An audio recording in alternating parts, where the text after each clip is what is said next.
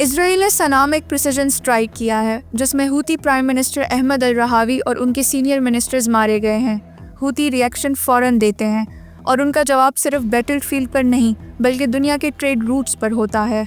इस पूरे क्राइसिस का सेंटर है बाब एल मंदब स्ट्रेट। ये सिर्फ 18 माइल्स लंबा पानी का रास्ता है यमन और अफ्रीका के दरमियान, लेकिन यहाँ से हर साल $200 बिलियन का ट्रेड गुजरता है। दुनिया का 12% सी बॉर्न ट्रेड यहीं से होता है। रोज़ाना 6.2 मिलियन बैरल्स ऑयल और एशिया यूरोप कंटेनर ट्रैफिक का 20%।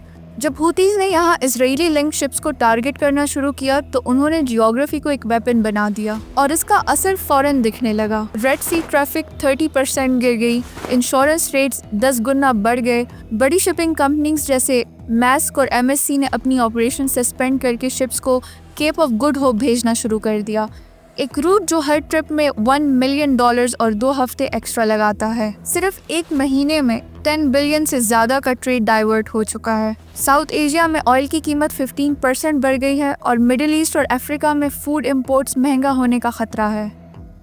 इस सबसे रिटेलिएशन साइकिल और इंटेंस हो सकता है।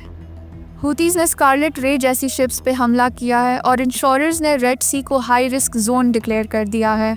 साथ ही उन्होंने UN ऑफिसेज रेड करके इंटरनेशनल स्टाफ को डिटेन कर दिया है, जिससे 21 मिलियन से ज़्यादा यमनीज़ की एड ऑपरेशंस खतरे में आ गई हैं। मगर इस सब के दौरान ईरान ने हूतीज़ को सपोर्ट मज़ीद बढ़ा दिया है। तेहरान के लिए ये सिंपल इक्वेशन थी, $2 बिलियन की इन्वेस्टमेंट हूतीज़ में और $200 बिलियन का ट्रेड आर्टरी उनके इन्फ्लुएंस में। चीप मिसाइल्स ने सबसे एक्सपेंसिव सप्लाई चेन्स को रोक दिया है। US और यूरोप ने नेवल फ्लीट्स डिप्लॉय कर दिए हैं जिसका सालाना खर्चा $1.2 बिलियन है।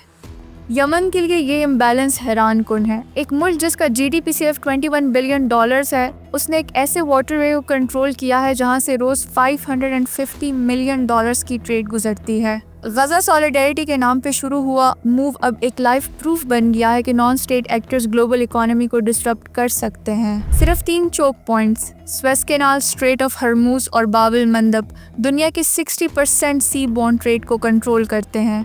अब जबकि एक हूतीज़ के इन्फ्लुएंस में आ गया है तो असरात हर जगह महसूस हो रहे हैं। डेवलपिंग कंट्रीज़ में इन्फ्लेशन शूट अप हो गया है, यूरोप को एनर्जी सिक्योरिटी का नया ख़तरा फेस करना पड़ रहा है और ग्लोबल सप्लाई चेन्स दोबारा रीड्रॉ हो रही हैं। हूतीज़ इस वक्त एसिमेट्रिक वॉरफेयर के रूल्स रीराइट कर रहे हैं। ईरानियन बैकिंग और चाइनीज़ मिसाइल्स के साथ एक गरीब मुल्क ने दुनिया का सबसे रिच ट्रेड रूट अपने लेवरेज में ले लिया है।